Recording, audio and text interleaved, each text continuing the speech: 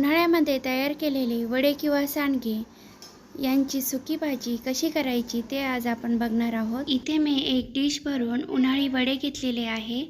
गॅसवर कढई ठेवून वडे छान त्याच्यामध्ये भाजून घ्यायचे आहे। वडे छान भाजण्यासाठी यामध्ये आपण थोडेसे तेल घालून घेणार आहोत। गॅस एकदम मीडियम ठेवायचा आहे। मीडियम गॅसवर छान वडे लालसर होईपर्यंत भाजून घ्यायचे आहे। व्हिडिओमध्ये दाखवल्यानुसार वडे छान लालसर भाजून घ्यायचे आहे। एका डिशमध्ये हे सर्व वडे काढून घ्यायचे आहे। आता वडे आपल्याला थोडेसे क्रश करून घ्यायचे आहे। यासाठी मी येथे ओनियन चॉपर घेतलेले आहे। तुमच्याकडे ओनियन चॉपर नसेल तर तुम्ही ग्लासमध्ये किंवा खलबत्त्यामध्ये छान क्रश करून घ्यायचे आहे। भाजून छान कुरकुरीत झाल्यानंतर ते लवकर क्रश होतात। व्हिडिओमध्ये दाखवल्याप्रमाणे वडे छान क्रश करून घेतलेले आहे। याच ओनियन चॉपरमध्ये आपल्याला आता कांदा बारीक करून घ्यायचा आहे।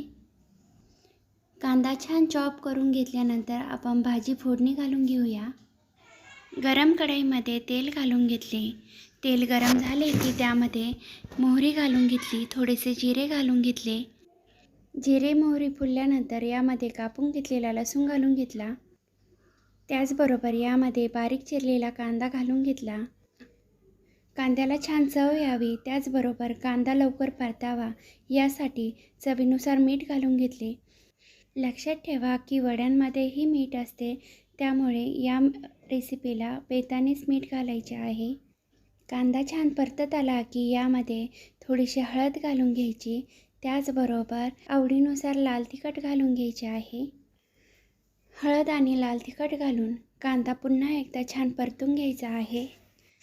कांद्याला छान तेल सुटले की यामध्ये वडे शिजतील या प्रमाणातच आपल्याला पाणी घालून घ्यायचे आहे। या ठिकाणी आता गॅस मोठा करायचा आहे। फोडणीला छान उकळी आली पाहिजे। फोडणीला छान खळखळून उकळी आले की क्रश केलेले वडे आपल्याला यामध्ये घालून घ्यायचे आहे। वडे घालून घेतल्यानंतर भाजी पुन्हा एकदा छान ढवळून घ्यायची आहे। वड्याच्या भाजीला उकळी आल्यानंतर हे वडे आपल्याला 5 मिनिटांसाठी वाफवून घ्यायचे आहे। वडे छान 5 मिनिटं वाफवल्यानंतर छान शिजलेले आहे। भाजी छान घट्टसर झाल्यानंतर गॅस बंद करून घ्यायचा आणि बारीक चिरलेली कोथिंबीर घालून घ्यायची।